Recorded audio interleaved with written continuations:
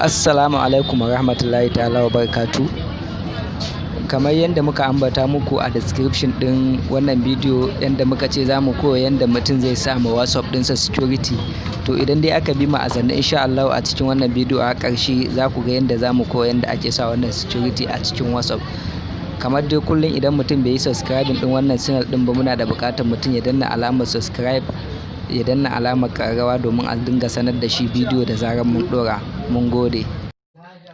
Yawa da fari dai idan dai mutum yana so ya yi sa wannan security na WhatsApp ɗinsa domin masu yin hacking ɗin WhatsApp, ko kuma mutumin da kawai zai ɗauki wayanka ya danna domin ya ga chatting ɗin da kake. To da fari dai idan muka danna menu ɗin wayanmu, sai mu je mu lalubo inda WhatsApp yake. Yawa wannan shine ainihin WhatsApp ɗin. In muka buɗe shi kamar haka, gashi nan ya buɗe. To kamar dai yadda mutum zai canza profile ɗinsa na WhatsApp, yan madannan nan guda uku na sama nan za ka taɓa. Yawa idan dai muka taɓa su kamar haka, ga inda aka sa settings nan sai mu taɓa settings.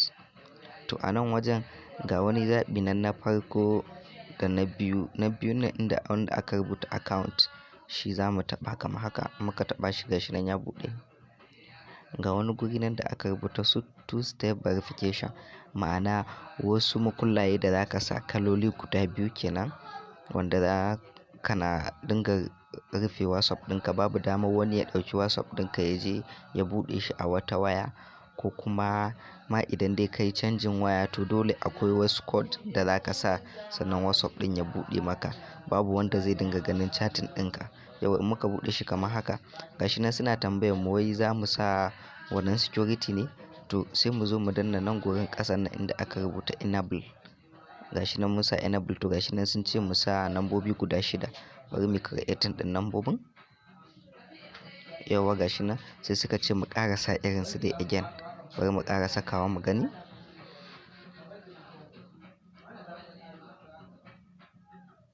Gashi nan mun ƙara sawa. To nan gurin sai suke mana maganar mu sa Gmail account. In mutum yana da Gmail account to zai iya sawa. In kuma baka da shi, kawai za ka danna wancan gun da aka rubuta escape, ma'ana kawai a wuce wajen ba sai ka sa Gmail ɗin nan ba.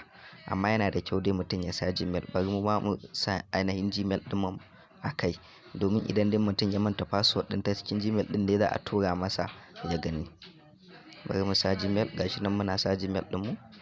Yawa kamar haka wannan shine Gmail ɗin mu. Sai ka danna next. Yawa idan muka danna next, gashi nan sun ce mu ƙara dai sa Gmail ɗin mu yi confirming ɗinsa. Gashi nan muna sawa kamar haka, sai mu danna save. Muka taɓa save, gashi nan yana yin saving. Gashi nan. To gashi nan sun ce mana yayi done kenan. It means ya riga da yayi. Yawa wannan ita ce hanya sauƙaƙa da mutum zai sa wannan ainihin security. Kawai sai mu danna done da aka rubuta done ɗin nan na ƙasa. Gashi nan mun sa done. To nan gurin kuma suna nuna cewa yawa to ba ma ruwan ma da shi. Mun kai back.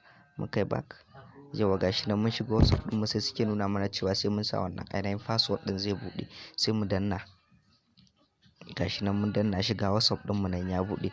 To haka duk lokacin da ka shiga cikin WhatsApp ɗinka zai nuna ma irin wannan security, ma'ana sai ka sa shi sannan WhatsApp ɗinka zai buɗe.